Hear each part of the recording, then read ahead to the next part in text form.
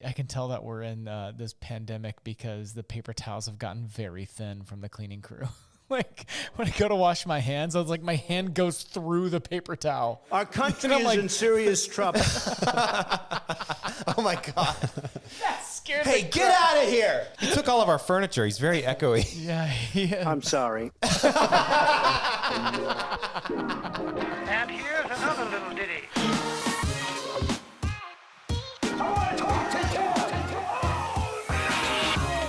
Come on, Dan, you just want to leave me, buddy. I'm shaking the dust of this crummy little town off my feet, and I'm gonna see the world. I'm looking forward to this episode. What's going on? Because nothing else.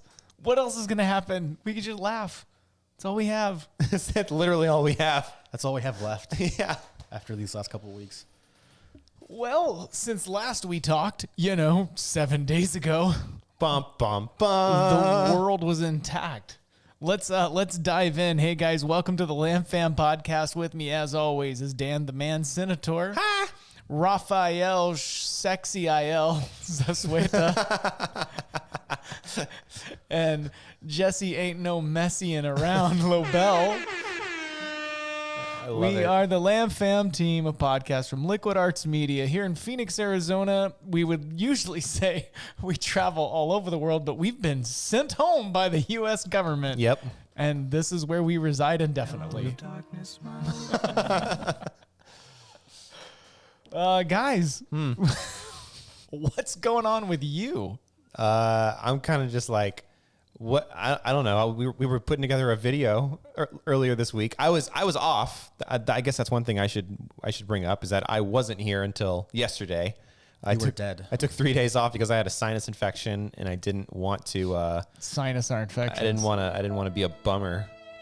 Yeah, it was so. I had to take over the counter decongestants. Ooh. I had to take nasal spray. Oh, man. I was very careful about it too. I know that even the doctor, I used a Doctor on Demand. Have you guys ever used this before? No. Doctor on Demand is an app where you get into a queue and then a doctor FaceTimes you and asks you about your symptoms, asks you questions, has you feel your own lymph nodes and whatever, and then diagnoses you, and then says, and it costs like half as much of a down payment.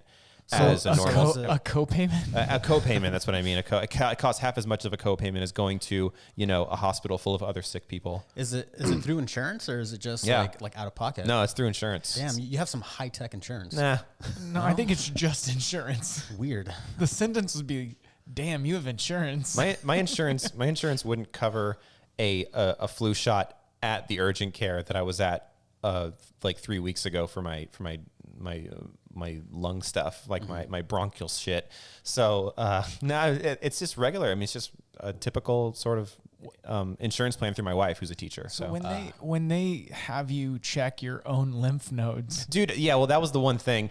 Like he asked me a lot of questions. He was a good, personable doctor. It was an all in all a great experience. It's just me on FaceTime sitting in my living room on my couch, like touching my own face the whole time while talking to the doctor and knowing I shouldn't be. But then he has me like reach up and touch my lymph nodes. And I immediately said, I just want to let you know, I don't know what I'm feeling for.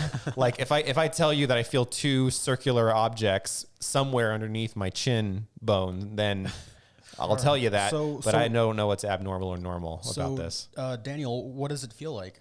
It feels like a neck. It feels like in my neck. It feels like my neck has always felt. If I squeeze really tight, I can't breathe as well. I just got some over the counter stuff. Dude, I'm feeling a lot better now. I want to FaceTime a doctor and just have I should have FaceTimed a doctor this week with my face at its peak of injured. Like Doctor. Cut bleeding, a black eye, a cut over the face. Your doctor just tells you blink twice if you need help. You should just call him up and say, "Doctor, what happened?" What would you call this? I call that a hurt face. Is your face hurt? Because it's killing me. Sleep at the wheel, Jesse. There it is. What were you guys just laughing your asses off about? Because during the intro there was a little Easter extra stuck in there, and I was enjoying it already because I think. Hold on. Save it. We got when we start talking about finances, we got to save those gems.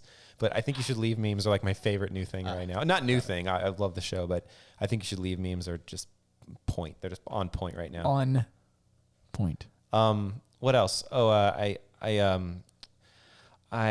also got this thermometer that is Bluetooth to my phone. Seemed really ridiculous, like just because we've had digital thermometers forever, and they just read your temperature. Okay, then you know. But this thing actually sends a list of what your temperature has been as you've been monitoring your temperature. So over the weekend, I felt crappy Saturday morning. I immediately started feeling bad.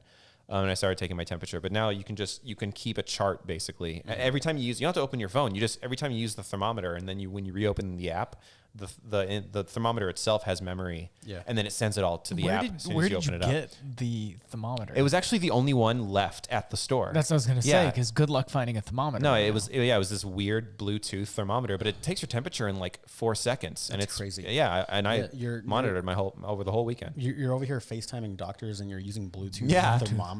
Like, what year are you in? Super isolated. But he needs help posting, sharing an Instagram right. post. Yep. And I'm in the same boat. I just don't want to be I don't want to be a whack old dude. I don't story, so I don't know what I'm doing. You're being an old whack dude. Yeah. Saying I don't story. I don't story. I thought that sounded pretty chill to say that. I thought you were a storyteller. I would never. I would never say a sensitive subject. To call myself a We storyteller. do not call ourselves storytellers.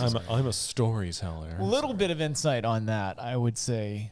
Yeah, Dan definitely. and I both see eye to eye very much on not like the whole, if you are in the film industry and TV industry and you say that you're a storyteller, if I hear one more person or see that in someone's bio or the description of their page or a freaking website, just leave. Just change it, because it's the most ridiculous thing in the world. Like,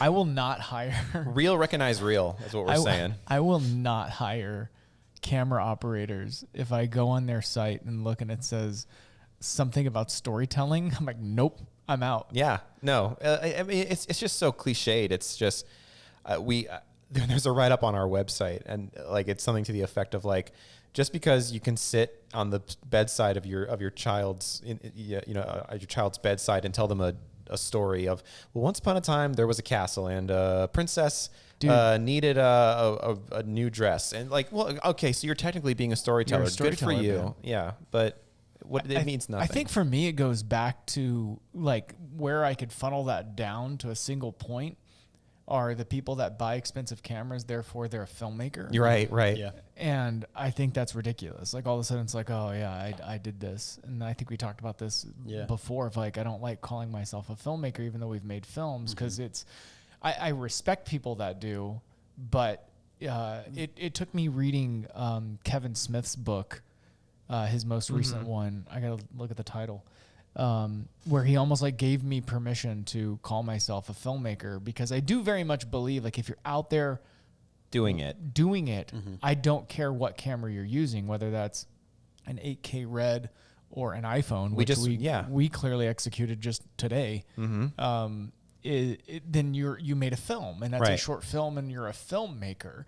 I just came from this era where everyone was acting so like they wore it as this badge of honor and better than you while they're making car commercials. Yeah, you know what I mean? or they were making films, but they had this air of arrogance about them. I know what you mean. Like they were Spielberg or someone. And that's kind of like that group that I grew up in. It took you and I having several conversations for me to even realize how many incredible people, like incredible locals are here.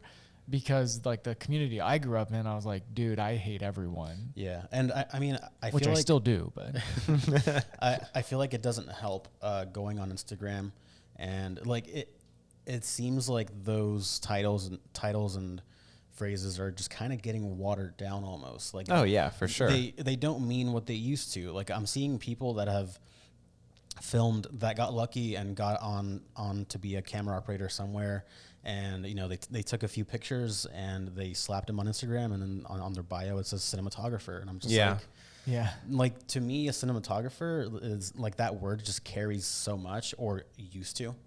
Yeah, it's just weird.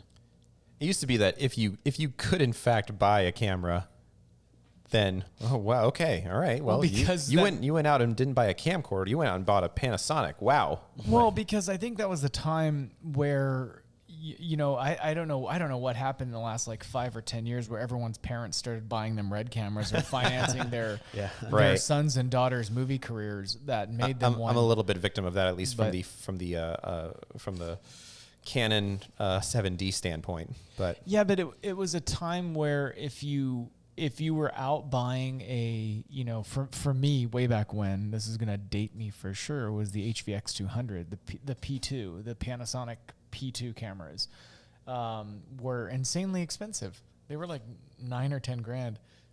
Also, for the record, if I said victim, I didn't mean that. I love you, Dad. Thank you for the 7D. It was awesome. My parents did not buy me a camera.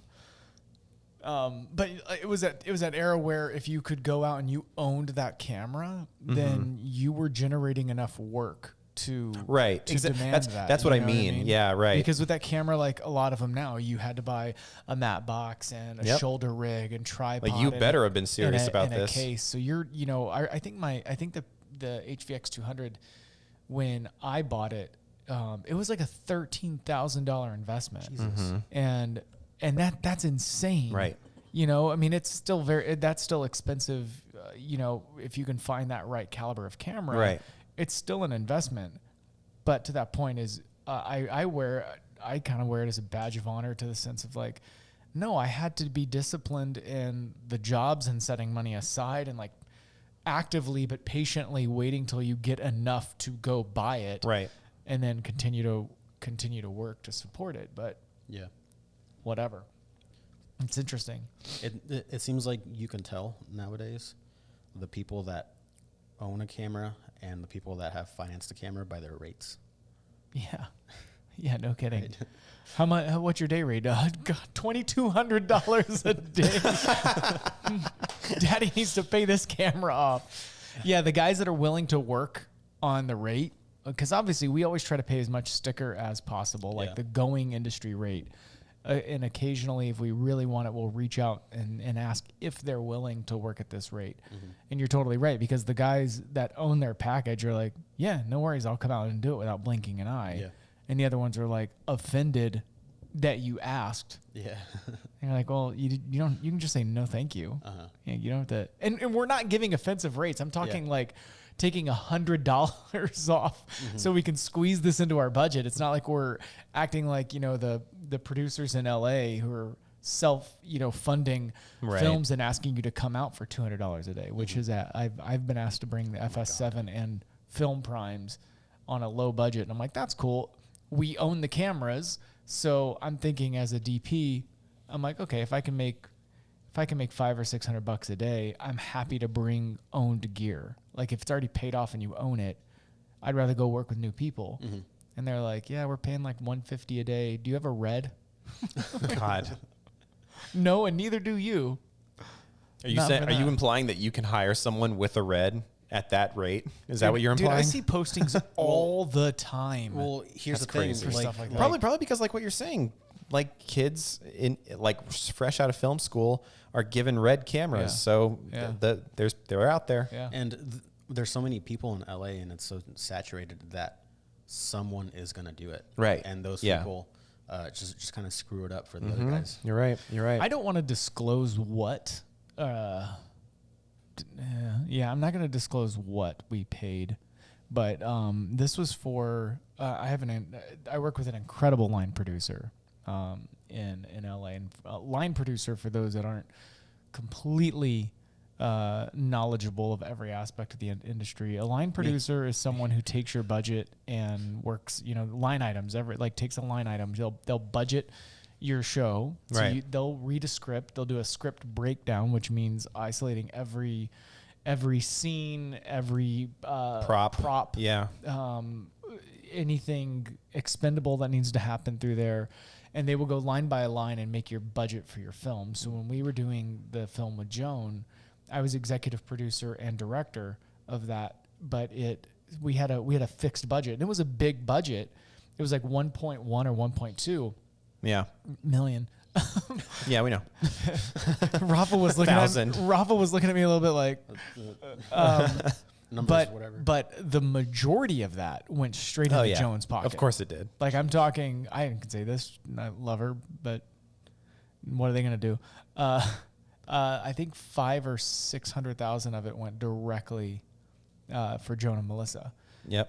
Leaving a 70-something person crew working in LA for 3 or 4 weeks with pickups and photo shoots, everything you need to do with about $500,000 worth to work. So our line producer got creative. And now the beauty of it is she would reach out and go through her short list of people. Like I had some DPs that I wanted to work with in LA, and she would go and negotiate their rates for them. Now there's a big advantage to having a big star in your show, because then people are going to be willing to work for less, so they have the opportunity to film Joan Rivers. And so we got our DP who was amazing, very, very talented, for very little, very, very little. But I feel like there's a give and take there. I think that's when it's appropriate of going, hey, we have this. He had the opportunity to say no. He didn't. He came on, but for what I saw as an embarrassing rate. Yeah. But he did it. Yeah. And it was beautiful, and it's on his reel. Yeah, and I mean, it seems like it's always tough to tell, because there are also those veterans that just kind of hop around from random set to random set doing whatever pays them, and not necessarily because they need it, but just because they've done it so long that it's just kind of whatever to them now. Sure. Yeah, 100%. I feel like overall, I think what people need to keep in mind, even if your parents did buy you a red, or you took out a loan, or you've scraped and saved for yourself, like, it's great to have those tools, but kind of going all the way back, and something that we've been wanting to test, and I feel like we successfully tested this week, was the idea of shooting something on an iPhone. Like we travel so much when we're not in lockdown. We travel so much that, this firsthand is, you're fumbling out and bringing out all this great gear. Our C camera, our behind the scenes camera is an A7R III, and we pop it on a gimbal because we want cool shots and we want all this stuff. But you still have to worry about batteries and cards and fitting it in somewhere. And if you're kind of just want to like lay low or shoot something real quick, you have the ability to. And so this week we went out, had a funny idea to try to make ourselves laugh during this ridiculous quarantine time that we're in. And I think I came in and told you guys the idea on, like, was it Monday afternoon? Yeah. And we're like, oh, it's supposed to be rainy on Wednesday. This could be a fun time to shoot it. Kind of left it at that. And then all of a sudden Wednesday around 3, I think you and I were out on the balcony. 3:30. We were out on the balcony, and I was asking you, you're like, oh, I have to leave early. In 30 minutes, I got to go. And you were like, I was like, dang it, I wanted to shoot that tonight. And you're like, it'd be perfect if we did it right now. Yeah. And you're like, okay, let's do it right now. And good old Jesse, not messy and around LaBelle, grabbed out his phone. We went and shot this thing, and it's posted and live. Check it out. It's called some sort of interactive theater art piece. It's perfect. Love it. Check it out. It's on our YouTube channel. It's called Coronavirus Drug Deal. Yeah. And very topical. On our Instagram, Facebook. Thank you. That was the funniest clap. Do it again. I like it. I feel like I'm at I feel like I'm in the Lantern. I feel like I'm at a second grade chorus choir. Yeah, like one parent started clapping, the other was like, "Oh yeah, sure, yeah, we'll give it."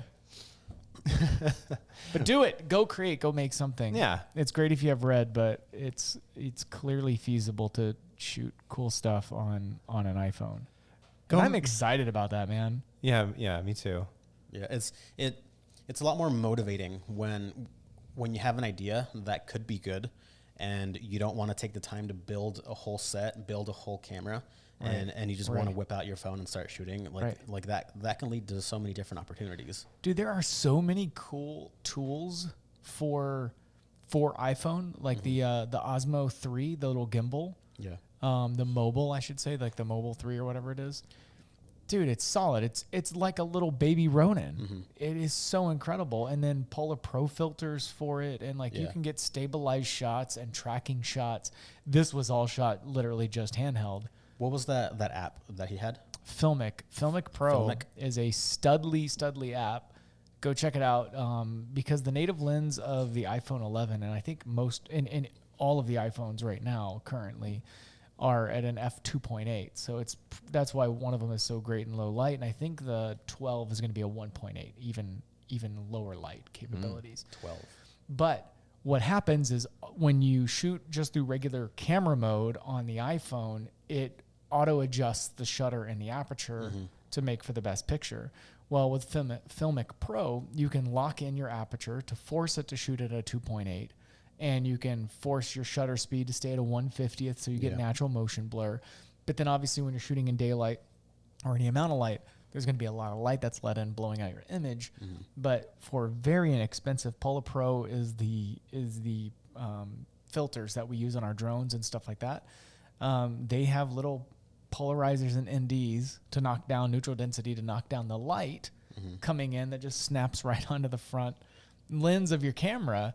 So you can literally ND stop down, before your light comes in. And now you have the depth of field of the camera, making the quality look even better. And it'll also help with, I mean, like we'll just call out the flaw now, I think, is just you can see in this video that we just posted that some certain skin tones in certain lighting conditions just do not translate. The sensor just freaks out. With a little bit of ND, that would probably resolve that. Yeah. That would have resolved. That would have resolved those shots completely. Yeah. Highlights blowing out, all that kind of stuff, because you can take the approach that you would with any other camera, and have your exposed for the highlights. And you have all the, like I said, the polarizers and filters and NDs to knock that down. Yep. And get the right shot. I think the only thing I would love to shoot another something like we did on the iPhone. We will. I know we have plenty of time right now, but I'm looking forward to shooting the next thing on it, because not only introducing some of those filters and things like that, but my experience just quickly in like grading this and wanting to do anything in post, I think that's the only, if I'm being really picky, is the downside. I noticed stuff like if we wanted to add film noise on top of the native iPhone video, it pixelated it in a really weird way, like almost like a heavy amount of compression. So I'm interested to mess around with like what the process should be. But I think 90% of what people are going to shoot, if you're like, hey, I'm going to shoot on an iPhone, will it replace cinema? No, it could if you do it right. Not replace it, but be an alternative. But I think if you were to get in there, and I would like to work out some method of taking the native footage, transcoding it to ProRes, and then seeing if I can apply the effects and things like that. But to that point, we tracked stuff in there, rotoscoped a couple of little quick scenes, obviously color graded it, and had to mess around a little bit with exporting to not recompress compression. But overall, like if this was something that you were doing for a vlog or your YouTube channel or anything like that, dude, I don't know if I could hardcore recommend of like, if you have a phone and you can spend $100 in accessories, like you're going to be fine. Yeah, definitely. And it would look just as good, if not better, than what most of the content on YouTube looks like. And that you could charge, you could take a lower day rate. Not with your Red. However, if someone showed up with an iPhone, I would laugh them off set, even though we're doing stuff with it now. Thank you, Jesse. It's like a Carol Burnett like laugh. Yeah, like studio audience, like the genie came out of the bottle. They cut for a moment, and then she stepped on to set, and then they kept filming some more. Be the Chronicles of Finding a Laugh with the Yeah. I think we need like a nice like neutral. Find it then. Okay, well, we need like a nice like Dr. Oz clap, like just a normal like just neutral full studio audience, but not overly excited laugh. That's what we need. Okay, let me just. No, I'm not saying do any. I'm not saying look for it right now. We'll take 3 on this next time around. But it's still funny to hear this new stuff. Yeah, there you go. That's a good one. We don't have to replace that one. Yeah, I like that one a lot. Yeah. Yeah. See, quality. So speaking of the video that we just shot, Yeah. Go on. I was kind of curious and wanted to get your guys' take on collaboration and cooperation, and what you guys think makes for a successful collaborative effort as far as media goes, as far as making shorts or making a whole ass movie. I feel like that's a pretty broad question. Yeah. Because I feel like there's. Do you have like a more specific question? Like No. Okay. Then I don't have a specific answer. Well, I don't know. Like, I guess first off, I don't know how deep in this I want to go without just trying to just cover the whole, swab the whole deck pick of one. this entire pick thing, one, right? Whatever. Pick one topic in terms of collaboration. Like, assume he asked a good question. Yeah, please assume that. I don't. Let me try to ask for it. Like, is it a question of what's the first thing you look for when it comes to collaboration, or is it about people, or is it about approach? about the work process? Yeah, the work process. What like? Well, it's about everything. Like, well, I'll kind of go first and just give you guys kind of shit to play off of me, I guess. We could just kind of like just talk about this process, like this behind the scenes process of this video. Pretty much, but I think first off, you have to like the people that you're collaborating with. 100%. You have to like them.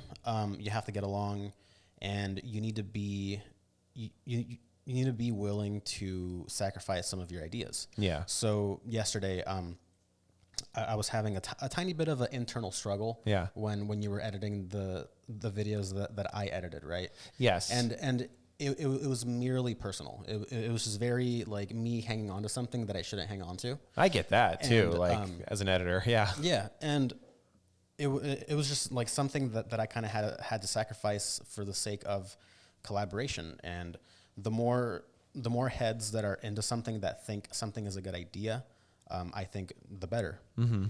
I was just kind of having a tough time accepting that, but I just had a little bit of a reflective evening that day, mentally.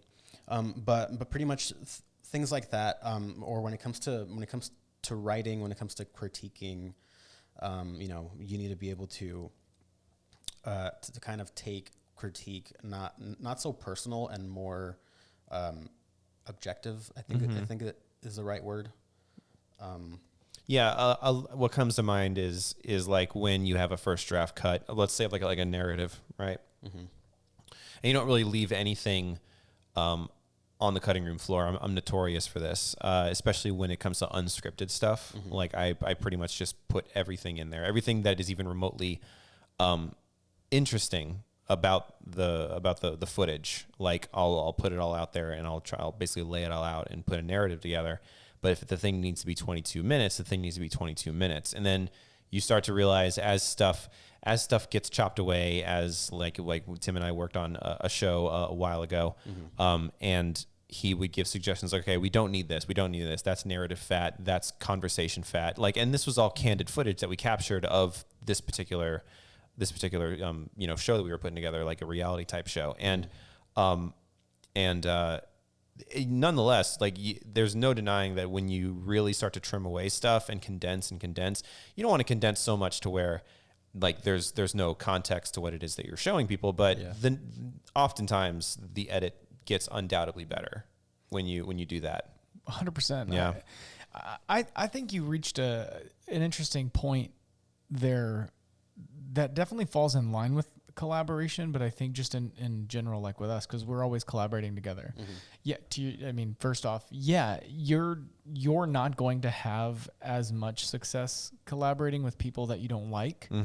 Or trust, but it is possible. I mean, there's tons of great films and pieces of art that were put together by teams that hate each other. And that to me is just really unfortunate, because I think a big part of the win, whether like we posted this video, we get a lot of enjoyment from watching our stuff completed, even if it doesn't get thousands of views. It gets a couple hundred views. It's like, cool. We thought it was funny, so that's great, right? Yeah. And the process is, there's a lot of trust there, and we can talk a little harder to each other because we have that trust of like, okay, he doesn't hate me, and he knows I don't hate him. And that helps just so much to keep that ball moving forward. But I think critique and criticism on any level for me is hard. I think for a lot of artists it's hard, because even when you trust the people, even when they're not saying I hate you, you stupid piece of crap, even though that's what you're feeling. It is, I think, always going to be a tricky balance. It's always going to be something that you need to be aware of. Yeah. That's going to be there, because, you can really be hell-bent on an idea, but listening to those people that you trust around you to say, it's falling short, or vice versa, of going, I don't know about this, and listening to the crowd around you, your internal team that you trust, go, dude, that is fire. Right. Like, that's a great idea. That happened a lot of times on the IRIX review video that we put up, that you were like, oh, this might be a little too silly. It might be a little bit of that. And Dan and I are both just like, dude, this is amazing. Do more of that. Yeah. I thought Dan hated my guts when he changed my font color. I was like, oh man. Yeah, that's the artist. But I get it. We all understand it. We spend so much time putting this stuff together, whether it's pre-pro or post. Like, you spend any amount of time trying to mold something out of clay, and you're going to have attachment to what it is, to what you've made. Yeah. And anything that threatens the inherent heart that you put into it, is it's only natural, I think, to feel a little bit of that. I think where it gets more tricky is when you're collaborating on a script, because when people are reading things and they're coming up with ideas on how to execute something, how to execute a story.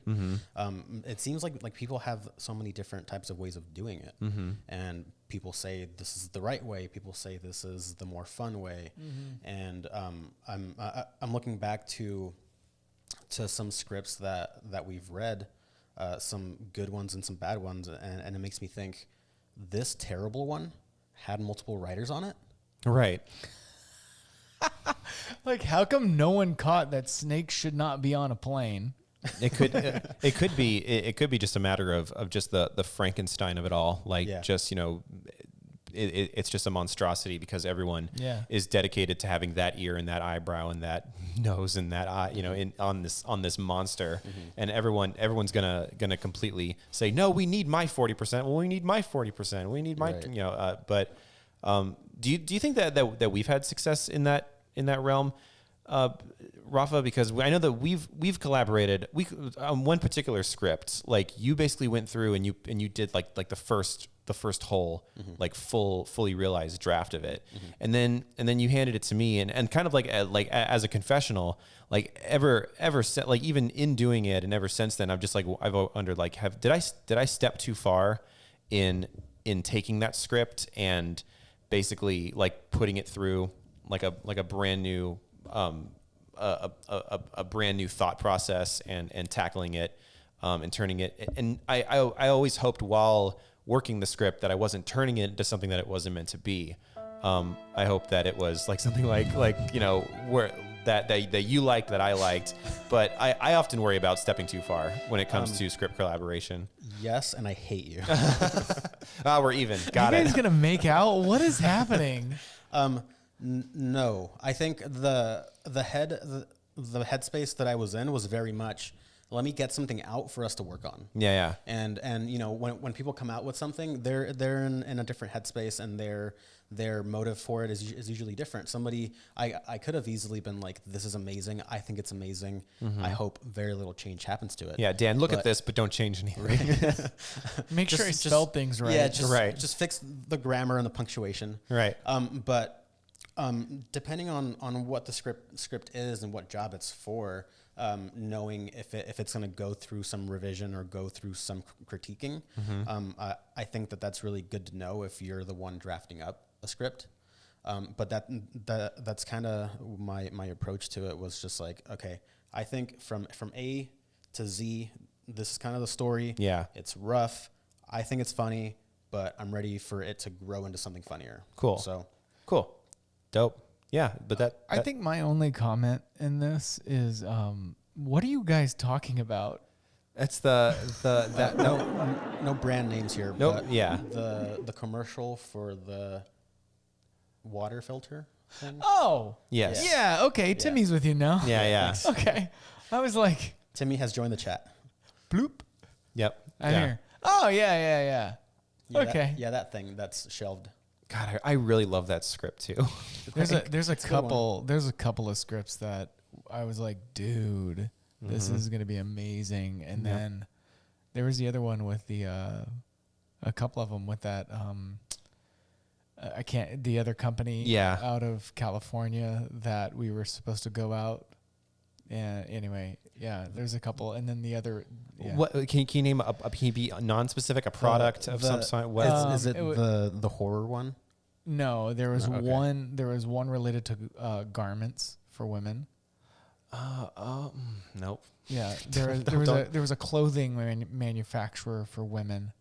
And what it's did when the, we were what did the it's when story we were on consist of? 6th Street Dude, with no, I with other individuals. do not- That shouldn't be Dan named. just blanked out. I Everything. don't know if I was actually privy to what this. was the other project. one? It was the technology one. It was the one with the with the camera in your house? Oh well, That one? yeah, that one too. Jeez, man, This now is we're not- turning to self-loathing. I got to tell you, this is It was for that one was for a company, we can't mention them. Yeah. But they rhymed with Schmamazon.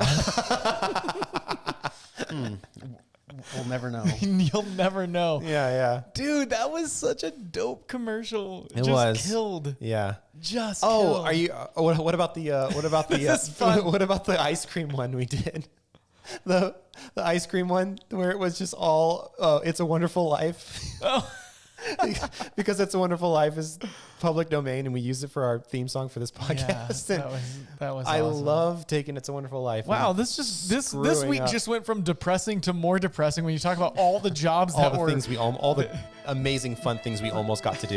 Yeah. Remember all the things that we pitched and they loved us, and Yeah. then they went, Yeah. never mind. Yeah. Yeah, I think people right now during this quarantine are either updating their reels or they're reminiscing about things that never came about. We got on top of that, man. Like first, I mean, talk about a time where you need to kind of reevaluate. I think everything that's kind of come to fruition in the last couple of weeks is I think we were in a good position because we had already been talking about having more presence on social media and doing something like a podcast and doing something like posting more often on video platforms. So in that sense, we were kind of already kind of like primed and ready to actually execute. But yeah, these last 2 weeks have been a completely different set of priorities. Dude, I think, obviously we're not alone here. No, not at all. Like we're not the only small business that has been affected. We're not the only individuals that are affected. But it's this weird like apocalyptic mentality where I feel like we're getting so much information so quickly that I know I'm finding myself this way. It's like on my way home, like I'm driving. We are still there's only 4 of us in this whole freaking building right now. Right.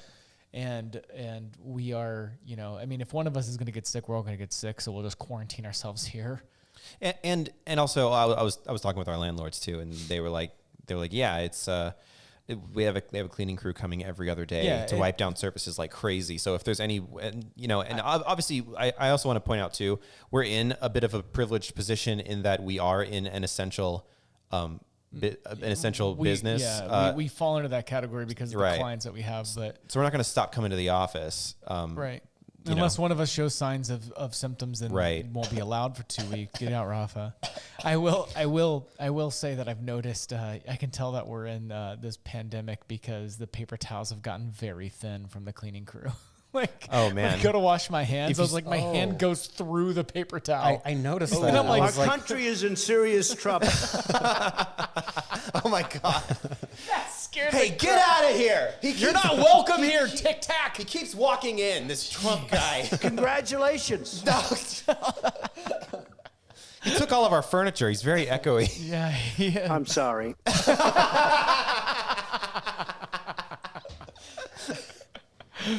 Well, Oh man. He knew the whole time, guys. He knew the whole time that this was going to be a huge issue. He knew it. Don't get me started. I won't. Let's not. But what I was saying is, it's so weird because the information that we're getting, if you would have dumped all of this on us 10 days ago, dude, I would have looked you in the face and said, this is not possible. There's no way. There's no way that there won't be an open restaurant or store within a mile radius of us. Yep. I wouldn't have believed you that. You're like, okay, the entire state of California is on lockdown. The entire state of New York is on lockdown. Right. Like, but I feel like the information is coming so quickly that not only are you dealing with like not being able to find toilet paper, daily essentials, but then all of our client overnight, our business came to a halt. Yep. A complete like fifth grader running into a wall, like at recess, stop. And we had like 4 out-of-state jobs lined up between now and May. I was supposed to be in New York today. That's right. Yeah. We have a film at a film festival tomorrow that doesn't exist. Yep. That I think they're gonna put it on Twitch, but are they? That's cool. Which is nice, but it's all great, but it's all this stuff of like continuing our conversations with our clients of them calling us. One of them today was like, okay, we're trying to problem solve an issue that they're dealing with. That okay, if this lasts a month or 3 months or whatever the determined time factor is, when this shit is over, they need to launch a product. Right. And they have testimonials and they have people that were all supposed to be flown in to California and we shoot the interviews. And now we're working on creative solutions to try to basically get a camera crew there that can't get there to film all these people. And they still have a product that needs to be launched. Yeah. And so we're struggling. We're dealing with all of this stuff, with issues, with who we can bring in, who we can't bring in. What can we do? How long is the business sustainable without anything? And what are the logistics of actually getting this footage, whether it's being on site but minimal contact, like wearing booties, like whatever it consists of. How are you guys handling like the personal process of it? For me, I'll answer first by saying like I was leading up to all that to saying like when I get home, when I get in my truck to drive home, like all of a sudden the weight of everything hits me because like we're here all day, problem solving. And then I get in the truck and I'm like, what the hell just happened? You have a little bit more, you have all the reason in the world to feel that, to feel that sort of thing. Yeah. You're like kind of like the head of a household and kind of like the head of a company. Yeah, kind of. Some days I am. So your shoulders are pretty strong. Yeah. It's crazy. I'm just stoked to go home and play Animal Crossing. Yeah, so cool. You know what? I do have to pee again. And we're back. We're back from our potty break. I had an idea. We should call Ryland. And for everyone that doesn't know who Ryland is, he's our mascot. He is our mascot. I wish he should be our mascot. Ryland is part-time with us here. Part-time here and part-time valeting cars at a hotel. Very part-time. Both of which asked him not to come back in this week. Ooh. So we're gonna call and check in on him. Let's give little Rye guy a call. We gotta like let's see. Is it coming from your number? Okay, cool. You should do like a radio thing. Yeah. Well, it's coming from Jesse's number. Oh, that's true. I can't wait to see how he answers. Come on, what are you, busy? Yeah. Yeah, this is a cold call. Hello. Hey, Ryland. How you doing there, buddy? I am doing fantastic. Is this a radio? This is the radio. You just won a lot of time off from work. Woo! Fuck. What's up, buddy? That's How you doing, awful. man? I'm fine. Bored Dude, as fuck. we decided to just cold call you while we're doing a podcast. It sounded kind of, I don't know what it sounded like, but it Like a sounded like radio. something. Yeah. Yeah, because we're calling you through the mics. Yeah. We got our little headsets on. All three of us can hear you Yep. and talk to you right now. Oh, Hi, shit. Ryland. And his name is John Cena. Remember, you guys? Remember that whole thing? Whole He's John got Cena it. bit? He's got it. Yeah. Oh yeah. So how's it going, man? I miss you. This is Dan. I yeah. miss you. Miss you too, first of all. Yeah. I mean, not a whole lot going on, guys, if I'm being honest. Yeah, just kind of sitting at home. Got laid off today. So that's fucking. We're sorry, buddy. Like, Dude, this is so shitty. Did they lay you off, or just say, hey, we will call you when we're back up and running? So pretty much this past week. So I got back from my vacation on like Monday, and I went back. I went into work at 2, and then I didn't work again until I was scheduled today. But Wednesday through Thursday, one of my other friends, close friend of mine, worked 2 shifts, and both shifts I called them off. Hey, we don't need you. Don't come in.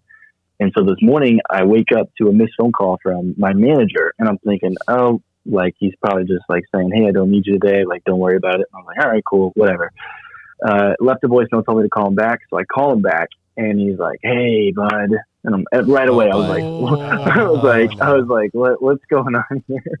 We need And to he's talk. like, yeah. And he's just like, so yeah, pretty much just gonna cut to the chase. Yeah. So we're gonna have to lay you off temporarily. And I was like, and I was like, I'm a dead man!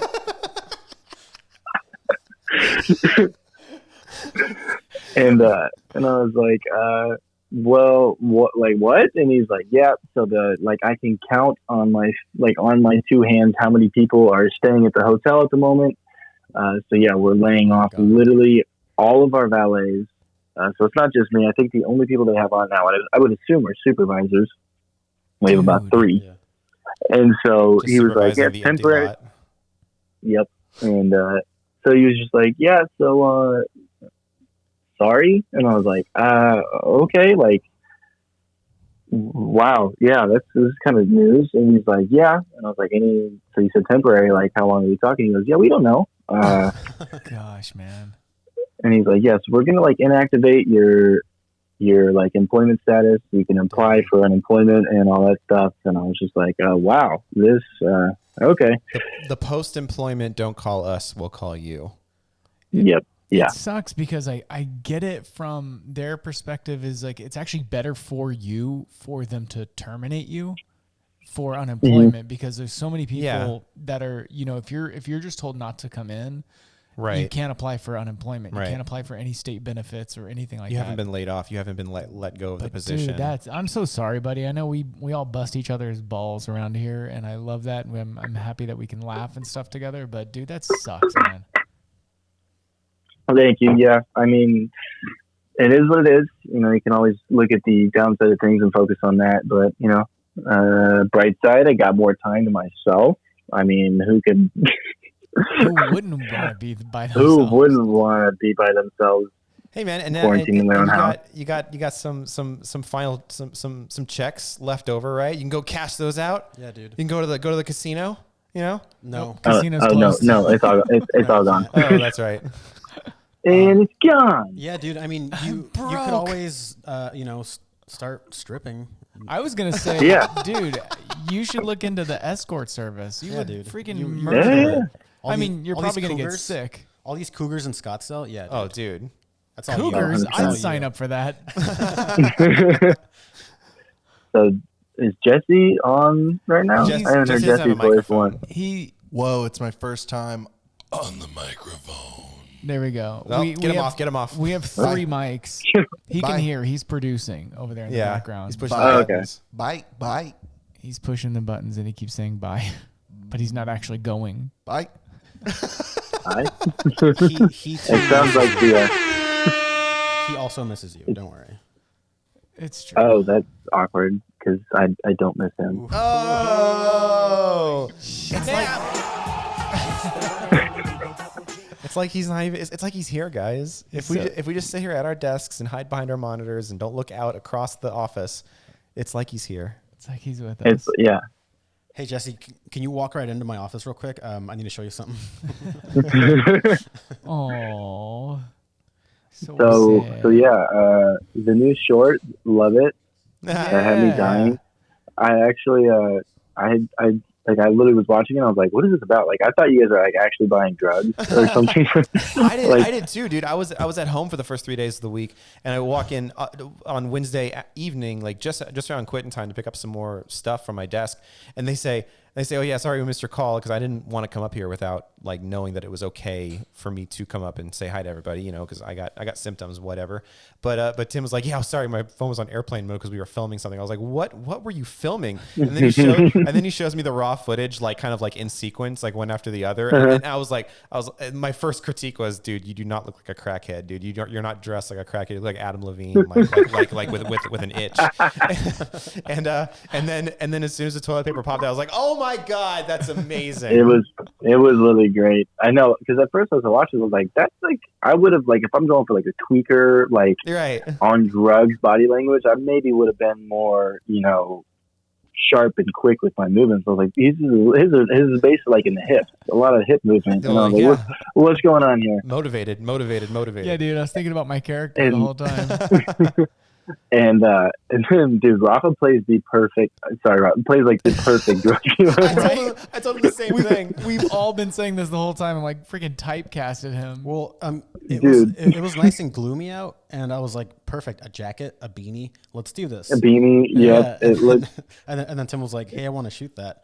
And then we were debating of who's He's going to already be in who. wardrobe. Yeah, he was like, who's going to be who? And then he was like, well, you look like a drug dealer. And I was like, oh, okay, sure. Quick, write something for a drug dealer. But you owned it, like with no script in hand. Like you asked all the right questions. You stood your ground. Like you were assertive and like I've done it before. It's like you have a lot of experience talking to drug dealers or something, Rafa. Yeah, they're all great people. oh yeah, don't let anyone tell you otherwise. You just studied them for motivation.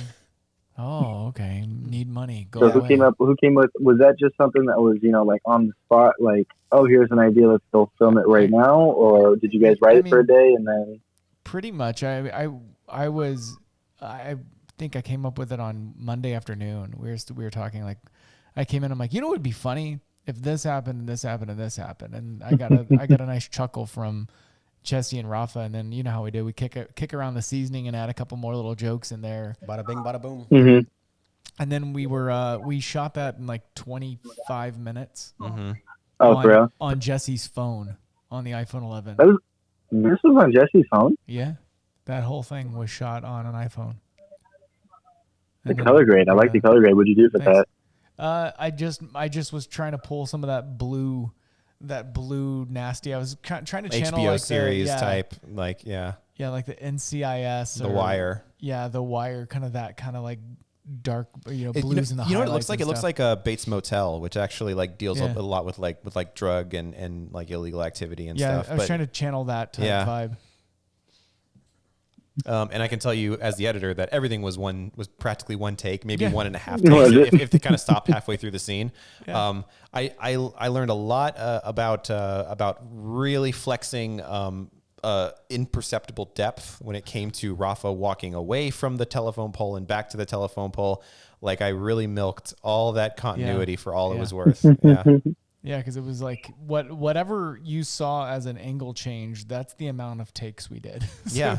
there was a wide and over the shoulder an over the shoulder, and then another wide to end. And the actual pacing of each take was about a third that length. Like it was quick. It was real quick. It was. Yeah. You did a really good job of giving it patience that we didn't have. Really good exercise. Really good exercise. So I'm watching the short right now, and there's a cut when finally Tim gets the toilet paper. I'm looking at your hands, Tim. Are they like? Your hands are white? We were talking about this. Yeah, it's funny. Your good perception. We were looking at it on. We were looking at it through, or we were talking about it through, since it's the iPhone and certain parameters are locked in. It's kind of blowing. It's blowing out the highlights. We didn't have a way to control it, and we weren't really concerned with it that much. So we were just talking about how like ND filters and stuff would like solve that. And I think like Jesse was even telling me too, just the app wasn't even zebraing like half of these hits. We also had like a close up of what was under Rafa's jacket, like an actual like dedicated close up. And but it was just so blown out. But it works out for the most part. Yeah, good eye though. It does. Yeah, see, like right here, I'm watching the part when you first pump of the hand sanitizer. Looks fine. Dude, that part had me dying too. Look at it get into the 6 feet. Just one fucking hand sanitizer. We need Ryland commentary. Yeah, we do.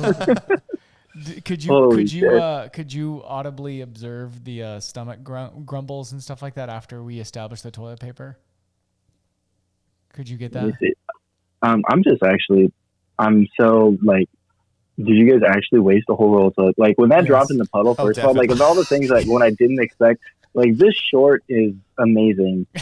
Like even when he first like pulls the toilet paper out, I mean, like it's something I should have expected, but I didn't see coming. I think that's why it works so well. Good. And then the hand sanitizer, and then he was walking. I think just because it was raining like those 2 days, just the rain adds so much. It does. So lots of texture. I think it really started like the mood was very spot on. Did that fuck up your knees, Tim? Dropping down on that rough ass street. Yeah, I got a little squarbles, little cuts on my knees. You got to look out for syringes around here. Yeah, I know. This whole bit of toilet paper falling in the water came on Monday. Like we knew we wanted to do that bit. The end with the extra farts and stuff like that was just added. But that's why when we looked outside and it was raining, I was standing on the balcony and I was like, dude, there is a perfect puddle right there. I knew I wanted to drop it. I knew I wanted to have that toilet paper ruined. Like this poor guy needs to take a world-class shit and to have his only life supply. I like how this turned into like the Go Creative show. By the way, for the listeners, if you don't know what we're talking about, Go Creative show is the best. That's totally on you, the listeners. If you don't know what we're talking about, you got to go to our YouTube, you got to go to our Instagram, you got to go to our Facebook, and you got to check out the content we're posting. All right, check that stuff out, and then you'll get all of this context. There you go, plugged up. Yeah. You got all plugged up, yo. I just love how like Rafa just kind of like peeks around, like isn't it the great when Tim's just like arms open and he just peeks around, just hits the jewel, and then. That was all Rafa's creative choices right there. Of him peeking out around is just so perfect. It's literally ideal. Yeah.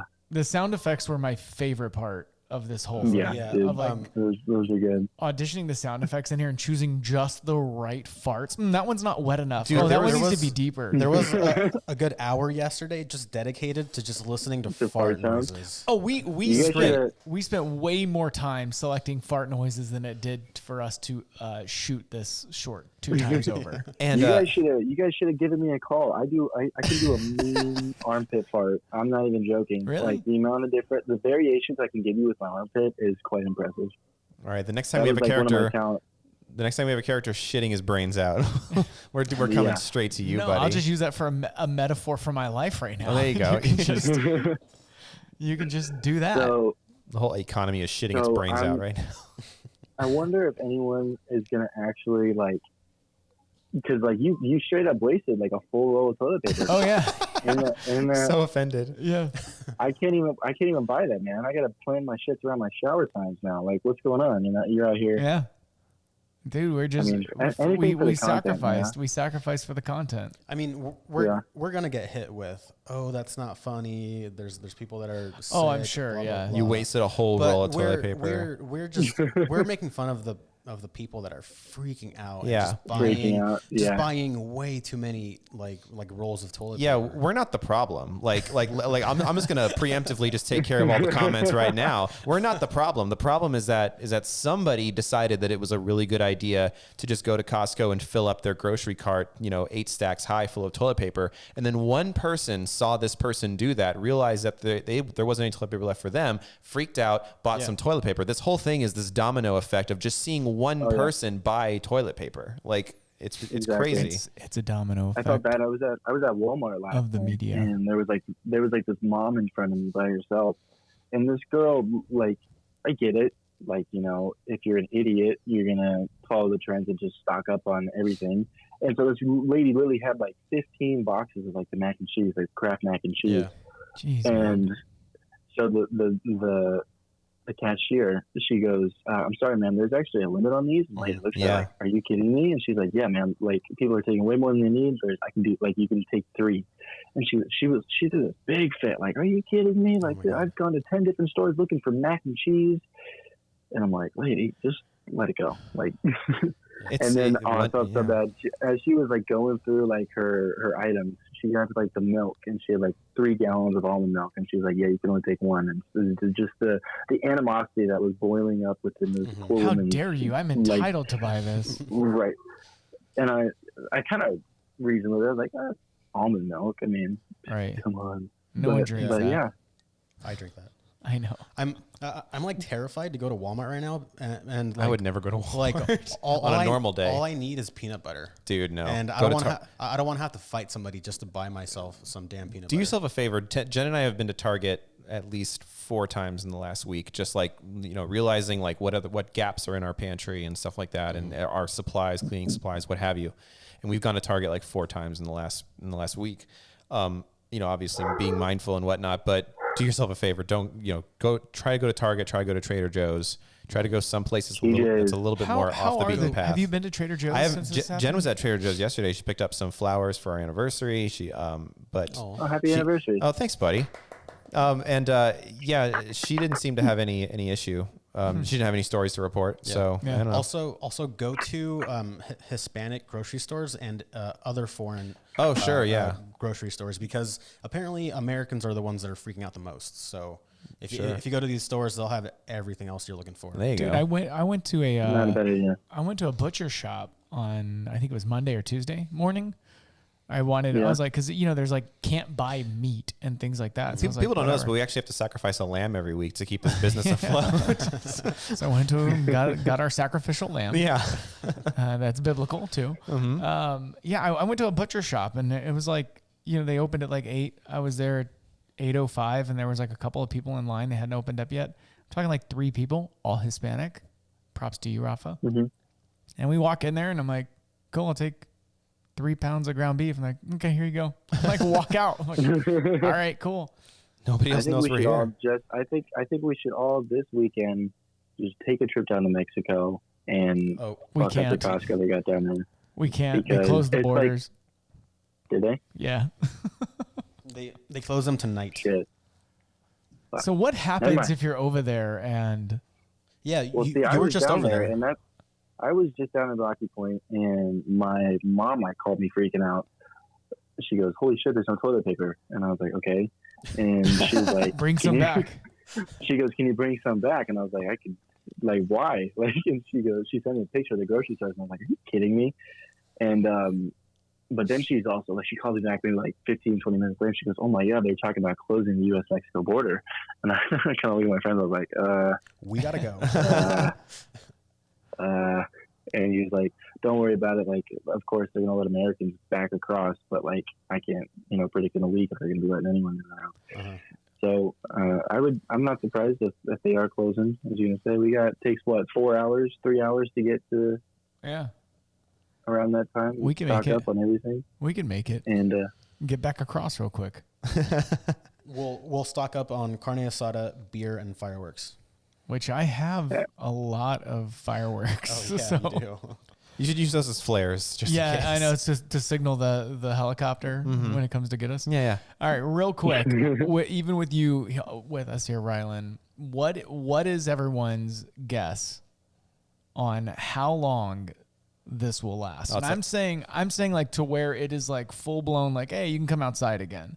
The winner gets a roll of toilet paper. Oh shit. Oh gosh. Yeah. All right. Game time. All right. So we'll start I with wonder you. what Jesse has to say. Wow.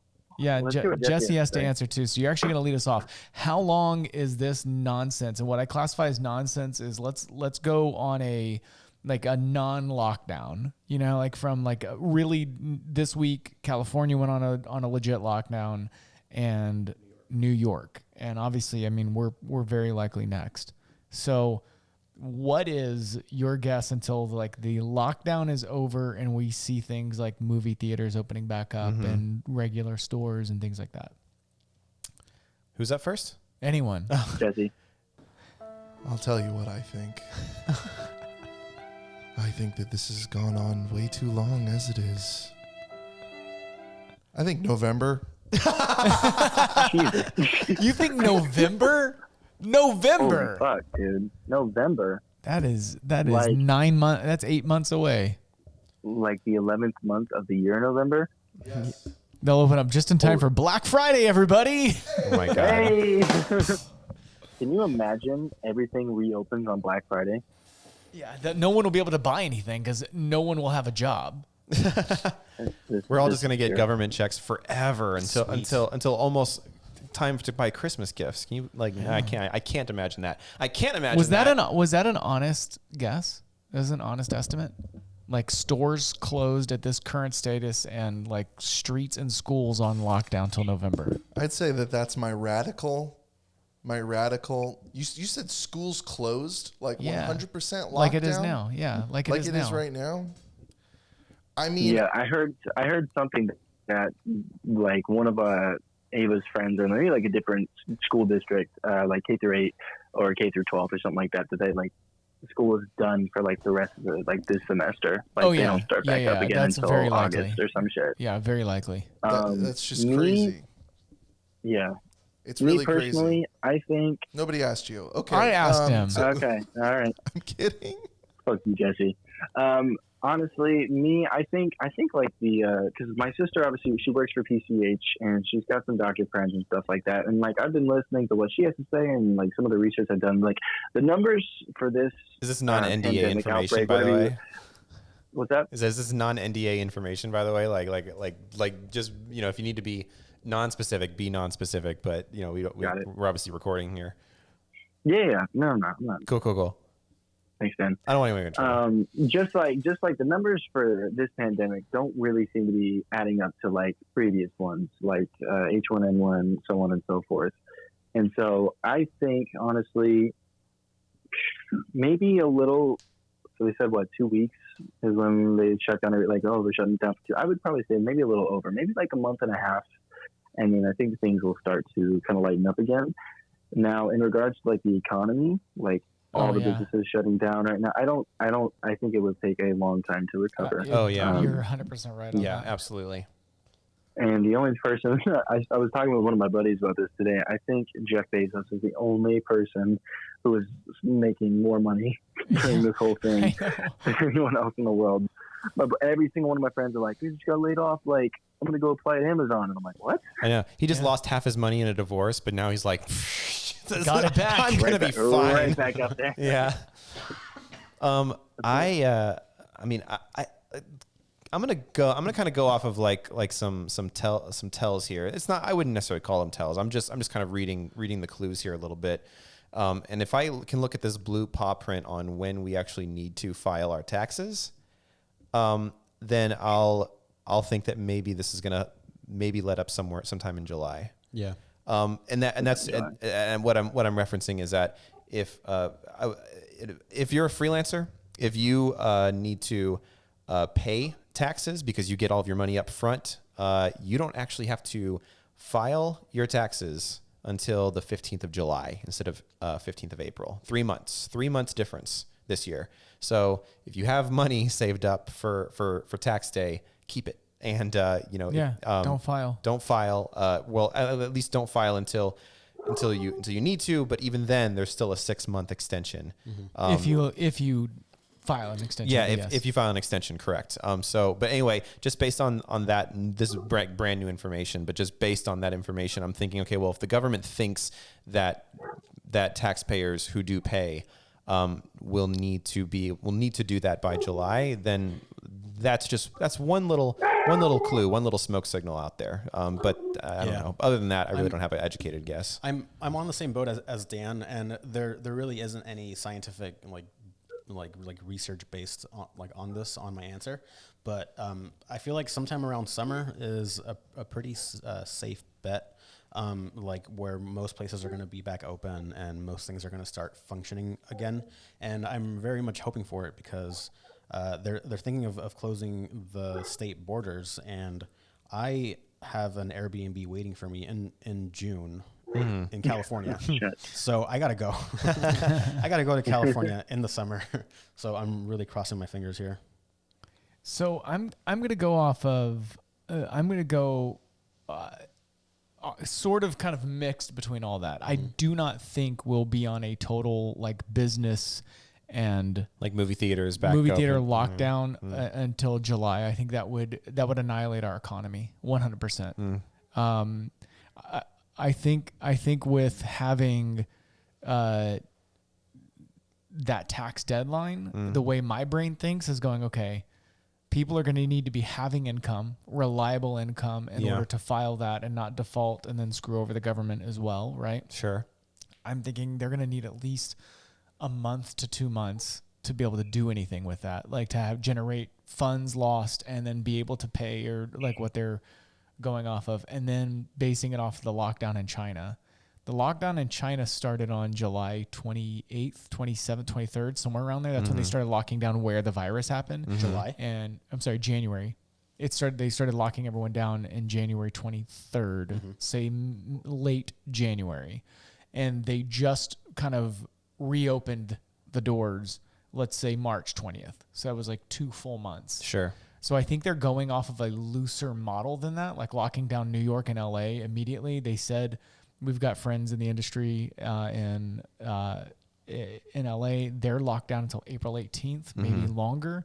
I think we're going to see the end of April, beginning of May, us kind of be our restrictions lifted, because I think they're trying to follow that same South Korea, China model of going, okay, let's lock this down for 6 to 8 weeks. The only thing that like I would love for them to follow that, but we're not on the same boat as them when it comes to testing, when it comes to being prepared for it. Yeah. So. And the other thing that comes to mind too is like, I guess the first question that comes to mind is how flat was the curve for China is the question. Because I think of like what's going on in Italy, right? And like they're way over capacity. Like they didn't flatten their curve, but the whole thing about flattening the curve is that while you can maintain enough, you can tame it to where you can have enough medical equipment to actually deal with everyone who is getting sick.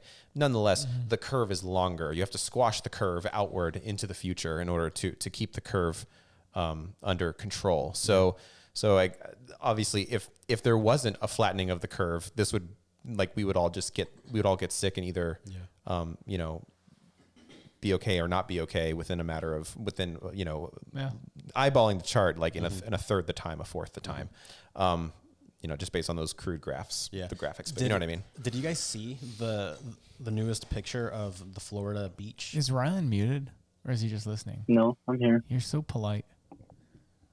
Go ahead. Sorry, Florida Rafa. beaches, the spring breakers. There was a picture not too long ago, and it just showed an average amount of people at the beach in Florida. Yep. And they released, like, there was a helicopter flying around there, and they were showing it in the news, and like the people at the beach like tripled. Like you see more people than you see sand. Well, because they can't go to restaurants, I suppose. So if they can't do anything, but go to the beach. Right. They should go to their hotel rooms and fucking wait it out. But well, I'm sure they heard that open water is an okay place to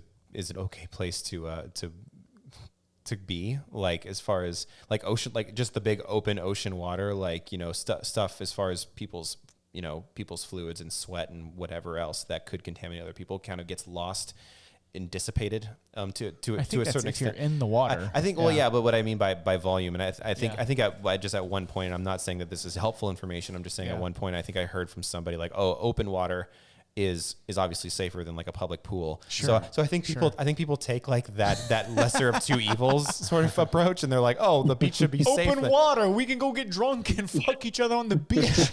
No viruses for nobody. Open water, it'll just flush it away. Well, what makes me think I'm from Florida. It's the Earth toilet. Yeah. what makes me think is beaches are usually pretty windy. So if there's people over there just coughing and sneezing and Oh, no, it's and bad. just being Yeah. gross, like it seems like it's just going to turn into a gross little swamp and it's going to spread. Yeah. Open air is a good thing. Open water is a good thing, but being within close proximity of people Right. on a commercial beach is not good. Like no matter how you spin it. No bueno. Yeah. It also could be looked at as, not that any of us are virus experts or doctors, but I also know there is some truth and validity to as the virus continues to spread, it mutates and Yeah. it mutates into a weaker, species. It doesn't typically mutate stronger. It does. Well, I think of the flu, and the reason why we have to keep getting the flu vaccine is because the flu mutates into something that we hadn't vaccinated yet. Partially true from my understanding. I watched that Dr. What's his name on Mike. YouTube, Dr. Mike, Herbal which is Popper? awesome. But when you vaccinate to either curb the impact of the flu or to try, not to get it, there isn't really, from my understanding, it's sort of like the cold, like you're gonna get it, right? But viruses, to my understanding, do mutate over time. But I also think that's why China bore the brunt of this, and so I think it's a weird thing. I think we can absolutely look at South Korea's model of containment. Friggin', they did the best job in the world. China eventually, was like, oh crap, we're dealing with this, and had to deal with it. Italy shit the bed, right? But I also think by the time it has spread, it's continuing to spread through multiple carriers, and I think potentially weaken or potentially be just different. Like they were literally dealing with the most potent aspect of it. Yeah. My assumption, who knows? But I think Americans are too arrogant to stay locked up or even deal with being locked Clearly. up as long as other countries did. Like you look at China and the communist government, you do whatever the government says or you're dead anyway. So they're very, very obedient, right? Italians just, I speak for my own here. We don't know what we're doing. So I think by the time you get to America, there's only going to be a certain amount of time that you're dealing with a country full of people that have guns and ammunition and are stupid. And you're like, you don't take my rights away, I'll kill you. I think our government's aware of that. And I'm not one of those people, I've heard people talk that way. Like when it comes to well, my rights are being violated. And it's like your rights aren't to walk on sidewalks and go to the store. Like your rights are to get groceries, which is why, and to have access to things to keep you healthy and to keep a roof over your head. Yes, but your rights are not to participate normally in society. Yeah, but we do have, and I agree. I honor your point a lot.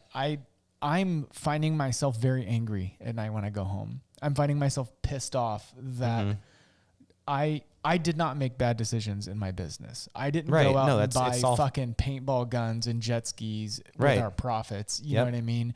I've poured it back into people. There's tons of back into our community, and there's small businesses all around us that are suffering so badly. And that's what I get so mad about is we go down to our friends, and this is not to say like, oh, we're so good, but there's local businesses that we help with their marketing and their and what they can do here that they could never afford our prices, but we love them. We support our downtown. We love who they are. We've done everything right. We're fans of them as businesses.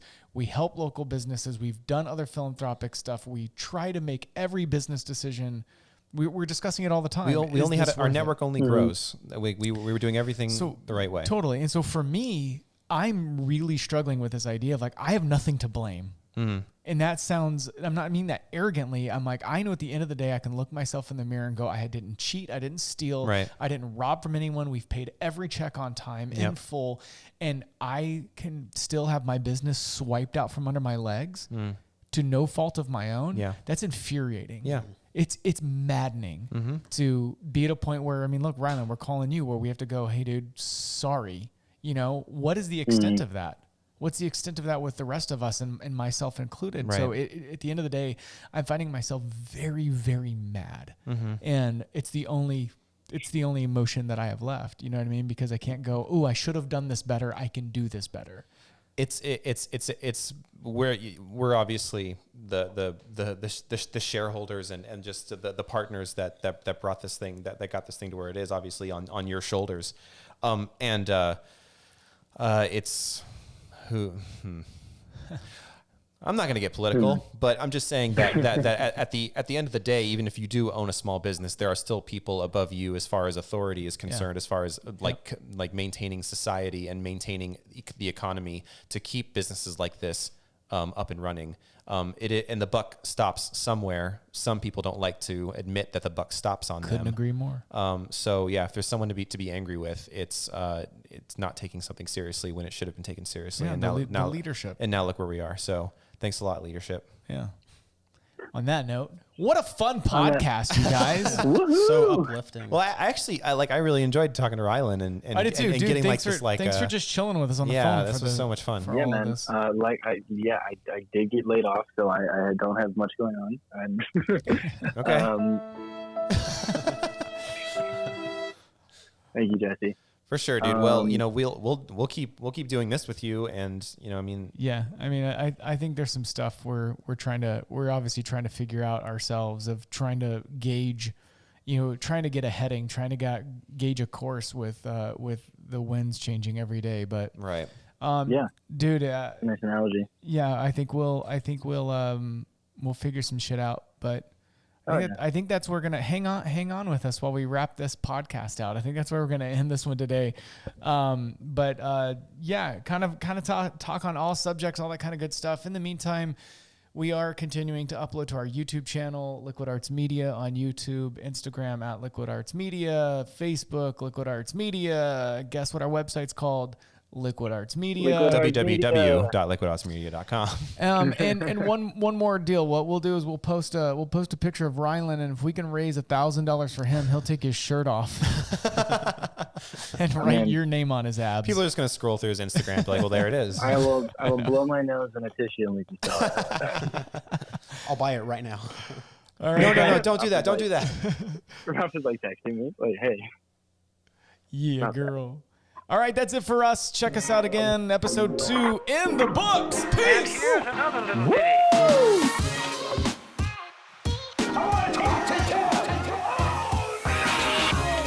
Come on, Dan. You just want to anybody. I'm shaking the dust of this crummy little town off my feet, and I'm gonna see the world.